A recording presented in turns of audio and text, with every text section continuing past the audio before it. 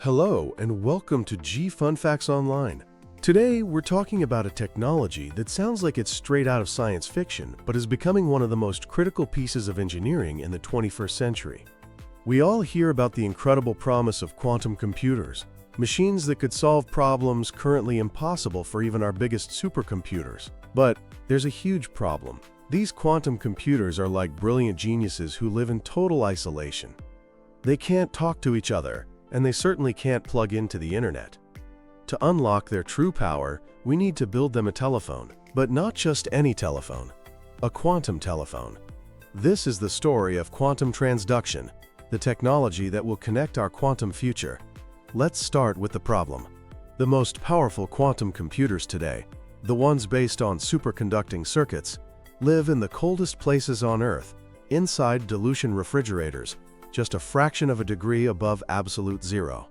In this frigid world, they do their calculations and communicate internally using tiny particles of energy called microwave photons.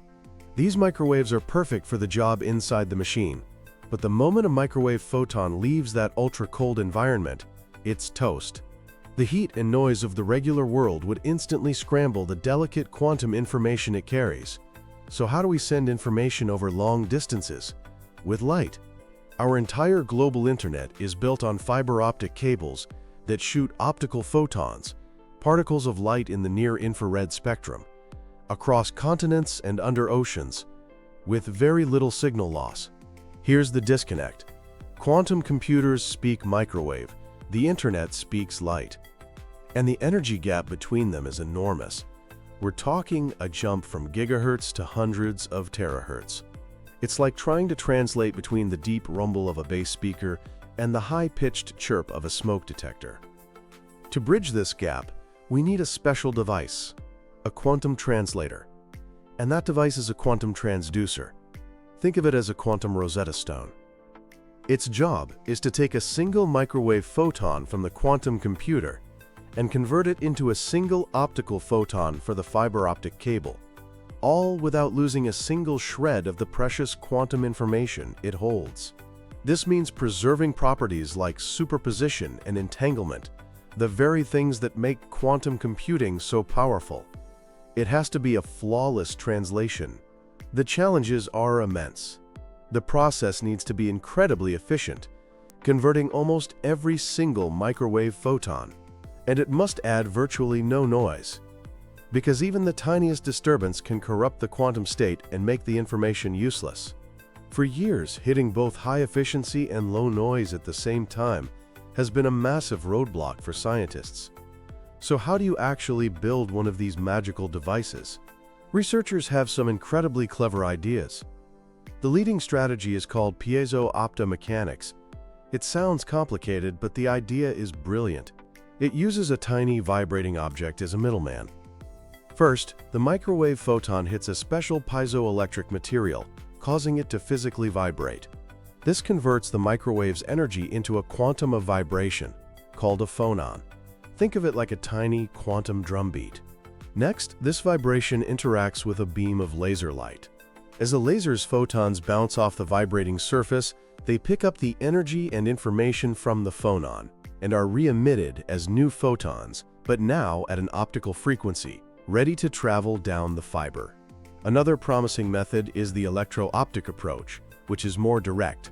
It uses special crystals, like lithium niobate, that change how they bend light when you apply a microwave field to them. By carefully designing a cavity that traps both microwave and optical photons with this crystal inside, you can directly convert one to the other.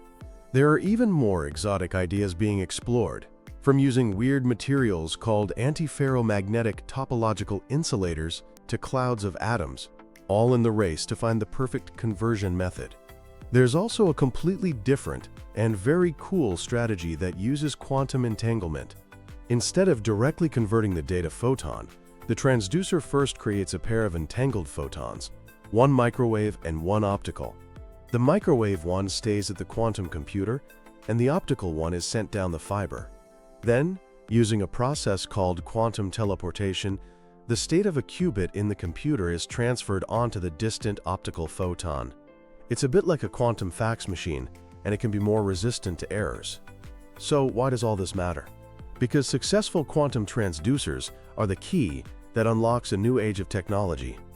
First, they will allow us to build much larger quantum computers. Instead of trying to cram millions of qubits onto one chip, we can build smaller, powerful modules and link them together into one massive, distributed quantum computer. Second, and this is the big one, it enables the quantum internet, a network that connects quantum devices across the globe, allowing for things like fundamentally unhackable communication, protected by the laws of physics, and giant networks of quantum sensors that could revolutionize astronomy and medicine.